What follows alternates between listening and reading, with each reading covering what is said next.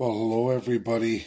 It's late here. I'm going to bed soon. I have drug tests to do for work access, and I have welding tests. And I'm keeping warm because I caught a cold for the season. But I want to have this talk, as there's a lot of people.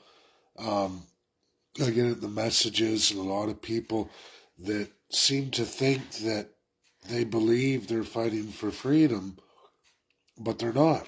They're not. And I want to go into specifics. I tagged Sandie Deeh. She's one of our founding members of our party.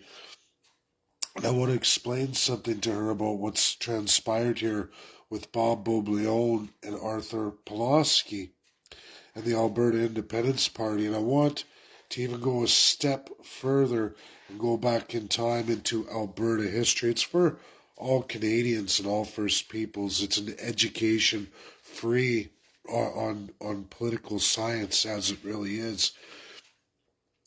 People talk about anti-vax, and it's a right for people to believe it, just like pro-choice, pro-life, communism, things I don't champion. There's all kinds of things I don't champion, but they're out there. They're out there in society, and there's large NGOs that attach themselves to that. And I want to go into history for people to understand something. Political parties are built to represent the electorate. All the peoples divided into communities, whether they're rural, whether they're city. There are many communities in Alberta. There's 87 in the province. When you build a party in the province, your job is to create an idea that everybody can get behind. When you weigh democracy, you have to weigh it in the idea that you're representing your entire province, or as much of it as you can get to. When you have a political party built and founded with a platform, which means many more than one policy, many more than two. You've got to have more than two policies to have a platform. It has to be many policies. Often they are. You hear the term large tent parties. It's because they have many policies. And they try not to step on the rights and freedoms of everybody in the province, in all the different communities. Liberals and conservatives divide people on rural and city basis. They do that to get agendas through for special interest groups. It's been done forever and a day. People with this anti-vax, it is an extreme minority, a one policy, not unlike Big Pharma. There's a minority group of people in healthcare, in the medical profession field, in business, public sector business, who enjoy the rich rewards from the group pro-pharma. They enjoy the rich rewards. They gravitate to it. They are, too, a minority. There are pro-lifers, people who believe that abortion should not be made legal, that women shouldn't have a right to determine if they need to carry a child to term. If they don't want to, there's people who say pro-choice or pro-life. Pro-life, not allowed to have abortion. Pro-choice, it's at the discretion of the woman, her body, her choice. Anti-vax, your body, your choice. Pro-choice in abortion, your body, your choice. Same argument. You can't distinguish the two. That's called bullshit. That's called saying that what's good for one isn't good for the other. And often than not, this is the biggest argument that is losing the Republicans. It's losing all conservatives. Because at the same time, people say, I want my choice in vaccination, but you can't have your choice, your medical choice to abortion. See the problem here? When you go on the other side of the spectrum, you have pro-vaccination, mandated vaccination even, forced vaccination, and you have the woman's ban on abortion. Pro-life. Pro-life, forced vaccination. I'm going to give all Albertans a clear history here about it. There was a massive political party in the province of Alberta, ran longer than the Conservatives, ran longer than the PCs. They were called the Social Credit Party. They were forced vaccination. They were absolutely anti-abortion. Go look at the history of Morgentaler and all of it, and even before that. You can look at the history of the Social Credit Party going through more and more less medical freedoms. In fact, mandated medical treatments. If you were handicapped during Social Credit Party, you got neutered. You would go in and they would remove your reproductive organs and make a decision that you can't have children. If you had medical problems or mental issues, if you found yourself in the Alberta hospital, you would get neutered. The state decided that you shouldn't have children. Many medical experiments were done in Alberta on children, women, and men from many, many ranges, all forced in Alberta. Mandatory medical procedures on people without their consent. Also, abortion was illegal. Couldn't have abortions in Alberta. You had to do it at home. You had to have a special case scenario. Very, very hard to get an abortion in Alberta during Social Credit time. I'm going to tell you what happened to Social Credit Party. They had many policies. Those are just the policies a lot of folks currently today out of the pandemic don't like. But yet these people are still religious and they sure enjoyed all of everything that was made and done in Alberta against medical freedom. Because Social Credit Party had many, many, many policies, many strong policies for farmers, for businesses, and for working Joe Janes. They were very successful for a very long time. Do you know what happened to that party when they started reducing down their policies into just two and then just one? They became the pro-life party. While still registered, which is the same registry as the Social Credit Party, all 87 ridings are long gone in the province of Alberta. They have one left. One left from the Social Credit Party. Just one left, because their only policy and their only legal name of the party today is Pro-Life Party. Oh, and they're forced vaccination too.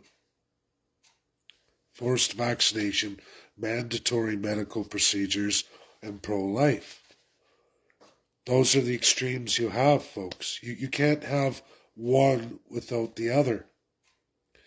See what I'm saying here? And these same people who destroyed that party and left it with just one policy, now think about it, they had a registry of 87 out of 87 ridings.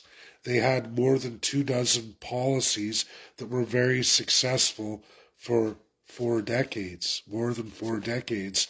And in the end, they reduced themselves to one policy called pro-life. Pro-life. That's it. That's even the name of the party. One constituency and a few hundred very deeply religious Albertans.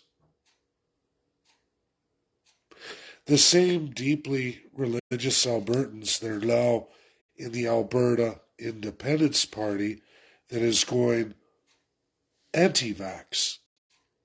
But they say they're pro-life. They're the same pro-life folks from Social Credit but say it's okay, we're going to be pro-life and we're going to have a flip policy completely 100% contrary to the idea of medical choice, because you're saying that we're going to be anti-vax and pro-life. You can't choose on this side for medical treatment, but it's okay to choose on this other side of the coin for medical treatment. It's okay to have the choice here, but it's not okay to have the choice there. See the gross, despicable, disgusting contradiction and what chases everybody away from the party. Now, we're going to look at this again because I've given you the example of Social Credit Party, arguably the most successful provincial political party in the history of Alberta. The history of Alberta. Their founding membership per person per capita has been the highest out of any other party registered in Alberta's history. Highest per capita, meaning the majorly less Alberta population of the time. Sure, UCP is bigger now, but the population is also tremendously more in Alberta too. When you factor how many members per the million population versus social credit, you find social credit had a vastly larger founding membership. And today that membership is reduced to just a few hundred deeply religious Albertans. The Alberta Independence Party never grew. We never stuck to see how far that would go.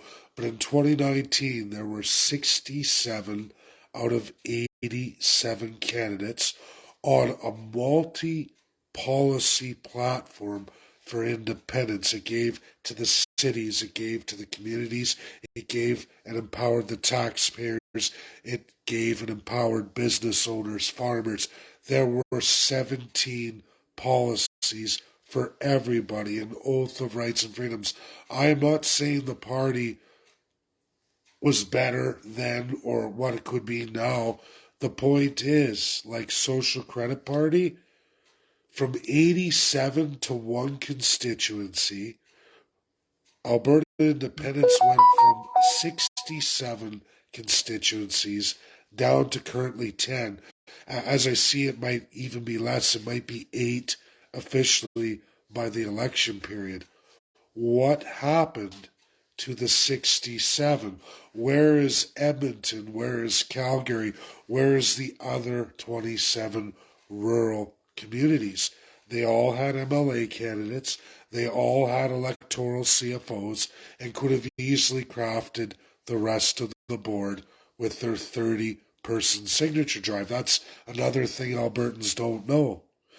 Beyond the signature drive to register the party is also the signature drive of all the MLA candidates. They don't just get to run, they have to get signatures from the community of people who live in their community. The electorate has to choose them. See the problem here, folks, when parties all of a sudden cut 57 out of 67 constituencies, saying we're going to ignore a tremendous amount of the Alberta communities and the electorate because we're going to change the platform. We're going to throw away a mass amount of policies and we're going to skim it down, bleeding off electorate and constituencies out to other registered mainstream parties, which are either UCP or NDP. The antics of Arthur, the antics now of Bob. I'm sorry, folks, but you would have to be a complete idiot not to see that the destruction of the Alberta Independence Party chased folks into two distinct camps purposely. You took a party with 17 core policies under one mandated platform, you reduced it to just 2. You've got an anti-vax policy. Does that mean you're pro-abortion now too? See the problem here? People saying, we're religious, we're this, we're that. Well, that doesn't hold water in religious beliefs in Alberta in any mainstream Christian majority. Not even close. In fact, it's a foreign concept as far as the history of Alberta goes. And I get where people are going, but what people are not understanding is you don't take a political party and start deleting electorate to get down to a hand-picked electorate under one policy. Because when you delete the other core 17 policies under a major platform, an agenda, an idea that brings everybody together with these components, when you delete or remove a massive chunk of that and you pigeonhole yourself into one policy, you delete massive amounts of what built your party, what registered your party. I say this to people. Why would somebody take an independence party, a party for separation of Alberta from Canada, and turn it into an anti-vax agenda party with one core policy? You can look on the website. You can see what the board was wrestling with. Arthur was campaigning, so was Bob, and a lunatic doctor from the States who was thrown out of the Trump administration. He was not welcomed there because he committed frauds. He was changing documentation. This is published by the Republicans. It's not new news, it's old news. In fact, he's Canadian.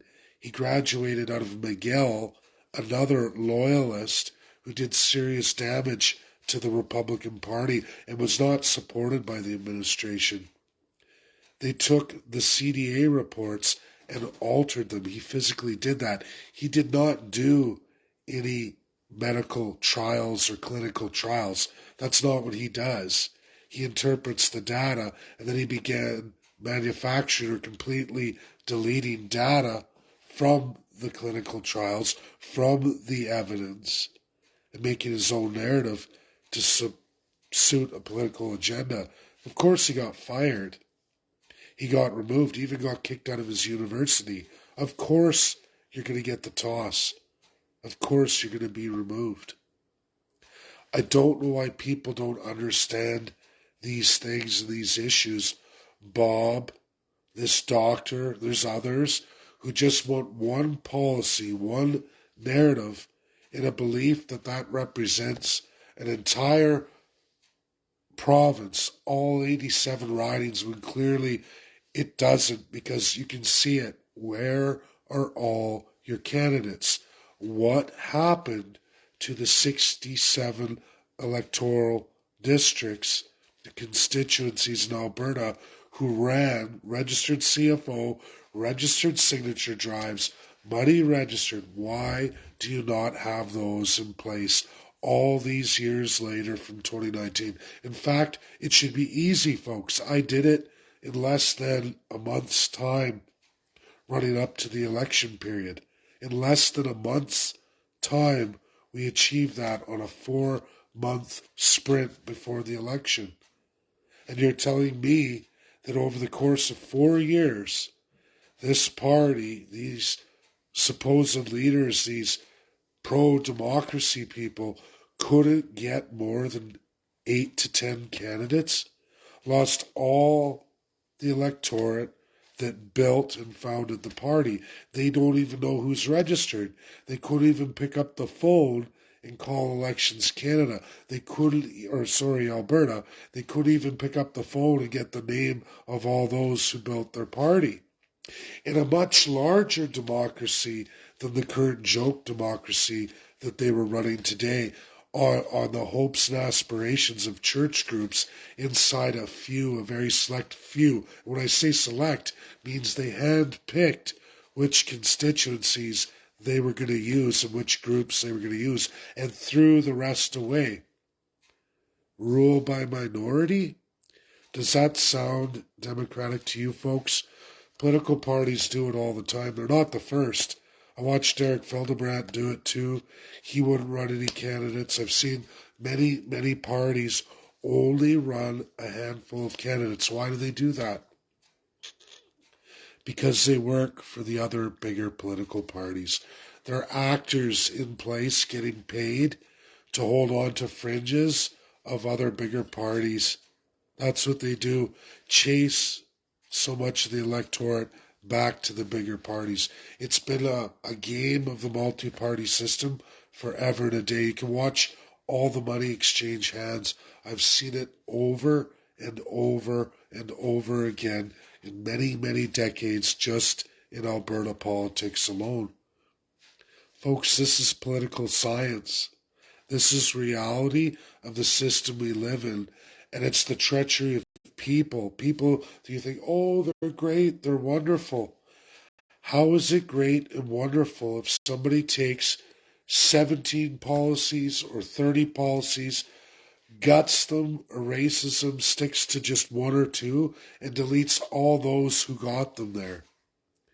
Think about it. If you want a medical choice party, you don't even have to call it anti-vax. Let's just say medical choice party.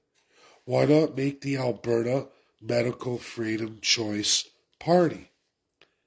Do you know why they can't do it? Because I guarantee you they can't get 8,500 signatures to do it across Alberta. Good luck door knocking. I know I did it. My party did it. We did it. But we had to do it using 17 policies, not one.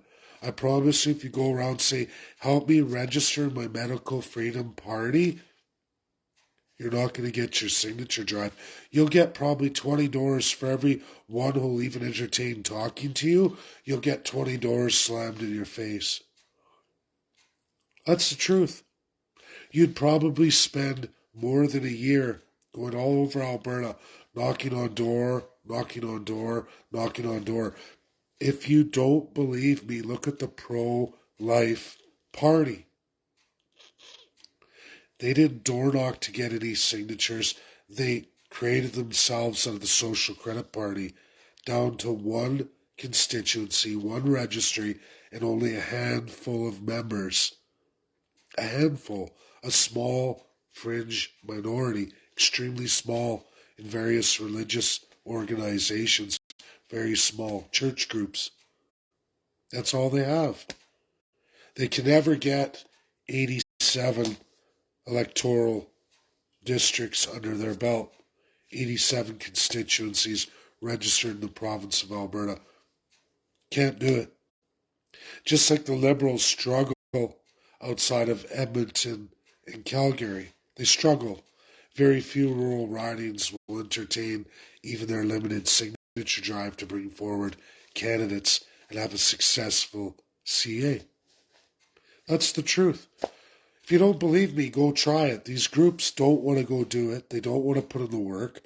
They steal somebody else's built by real people, real electorals, you the electorate, who decided that one day when they were approached, they signed a form and said, this is what I want you to run an election for. So when somebody else comes along and says, I don't care about all those people who signed that paper, who built this party, who built the CAs, who ran the candidates, who signed the electoral sheets, donated to the party, built it, grew it, ran a majority, a clear majority larger than the Liberals, and then you come around in 2023, 4 years later, and you say, oh no, it's okay, we're honest, we're good, we're democratic, and you're going to run 8 candidates, you're going to ditch possibly 59 constituencies in Alberta, a massive majority that were with you, that aren't with you today, and you're going to tell me that that is democratic? Come on, Albertans, be smarter than the average bear. People edit and scrap what they don't want to serve themselves. These people, all these people that built this party, I don't want their ideas. I only want my one agenda. And I'll delete everybody down to just my few hundred because I've got a party and I've got a registry. I don't need any of them. They've destroyed the party. The chances of coming back from this are extremely small. Again, I'm going to say, Social Credit Party, now the Pro-Life Party, was Christian Heritage Party. You just watch it go like this till it's this. Alberta independence never got huge. It only had one shot. Could have kept going and building. That's what parties are supposed to do. Stick with your platform. Stick with your registered design. In society and party board merged. And you go from there. Yes, you run Democratic, but you run on what the Albertans, at least for the province of Alberta, came together in obvious majority to put together at the most difficult registration in Canada. Alberta political parties are the hardest to register literally in all of Canada. Even a federal party across Canada, even though you're going further and it's harder that way, the signature drive is way, way, way less than what Alberta demands of newly formed political parties. Very hard, very tough. So when people come and they say, hey, we're going to destroy what the founders built, we're going to run our own individual concept, and if people don't like it, no worries. We'll just erase the constituencies. Well, guess what? Those constituencies go on.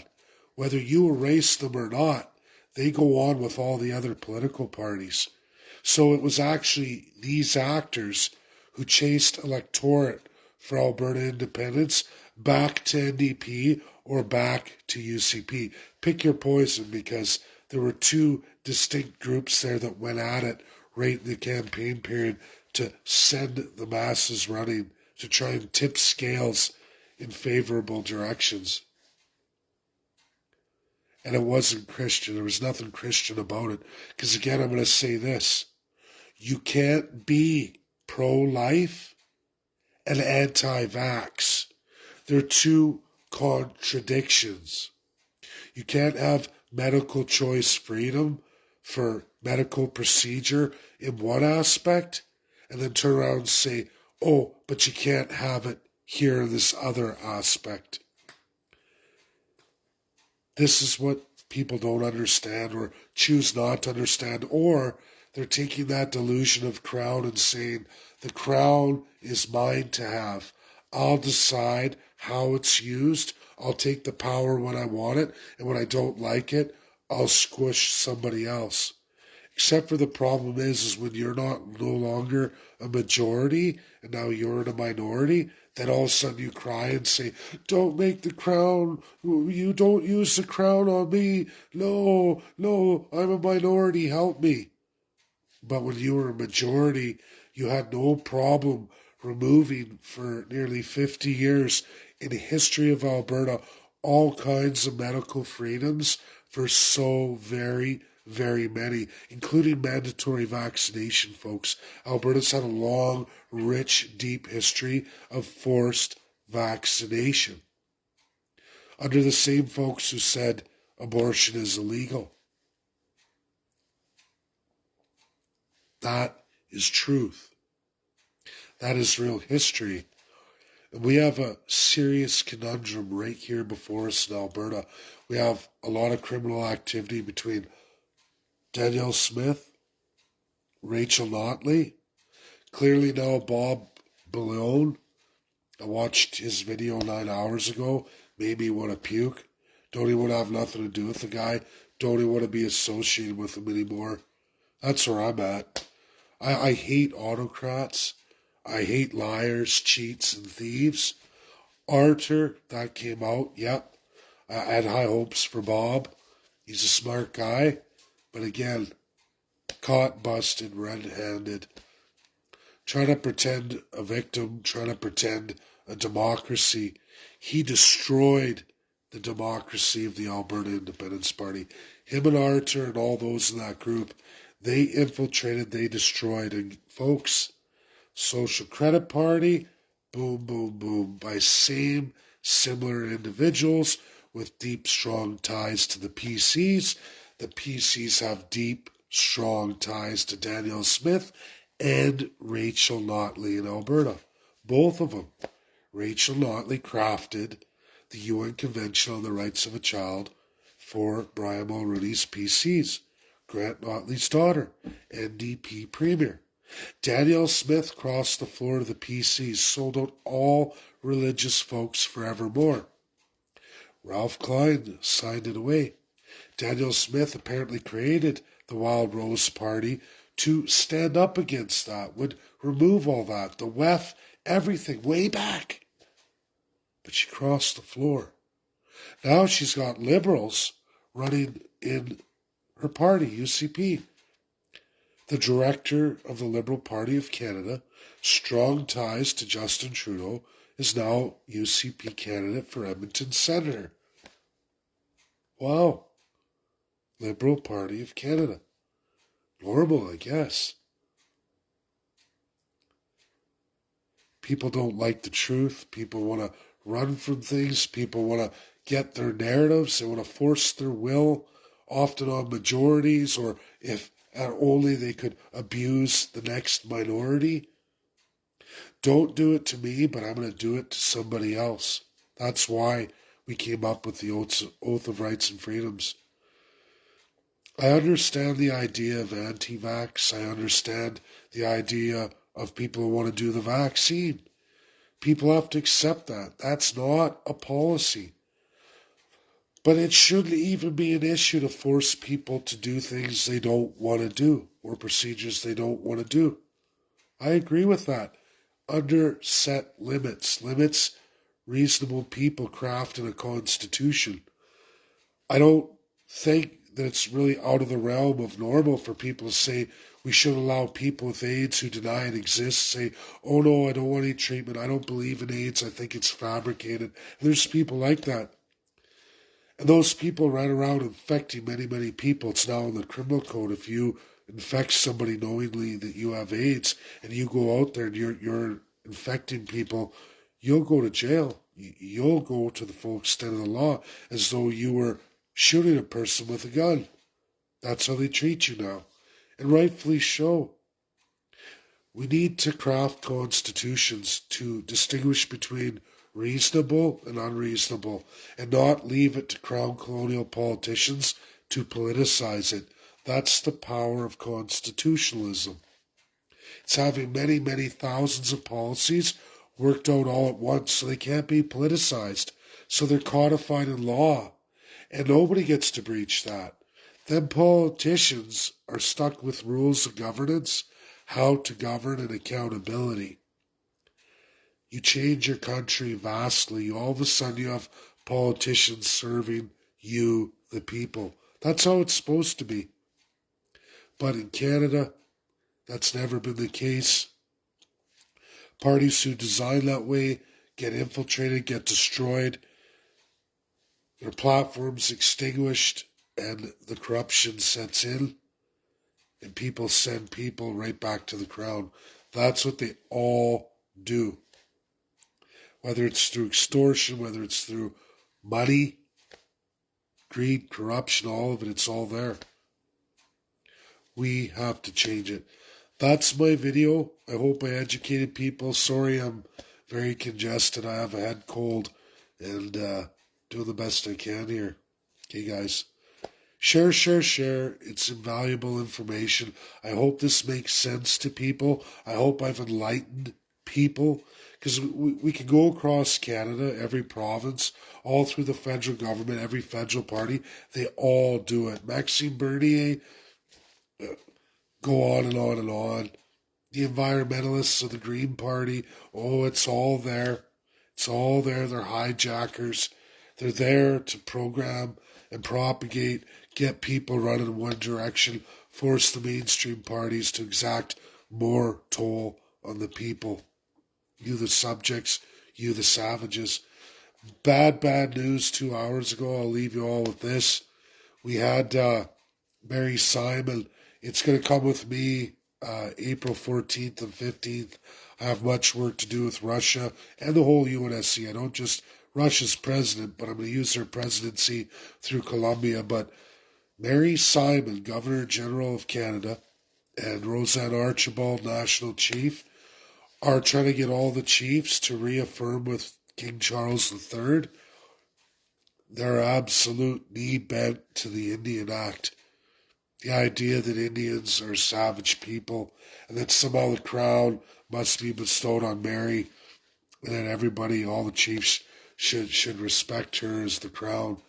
It's got to be destroyed. It's the worst apartheid, longest running apartheid for all the First Peoples in Canadian history, world history. And we have to stop it. That's a real genocide, a real one. Children, missing murdered women, and the children of residential school. Clearly, there's nothing else in Canada that remotely comes close to it. Nothing comes close to it. Those crimes, the children's crimes, come with the death penalty for a vast majority of our provincial and federal politicians right across Canada.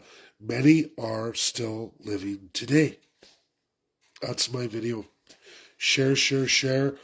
I'm going to have to highlight that. I shared a link before this video. It's brutal. It's scary. It's what Malcolm X called the house Negro.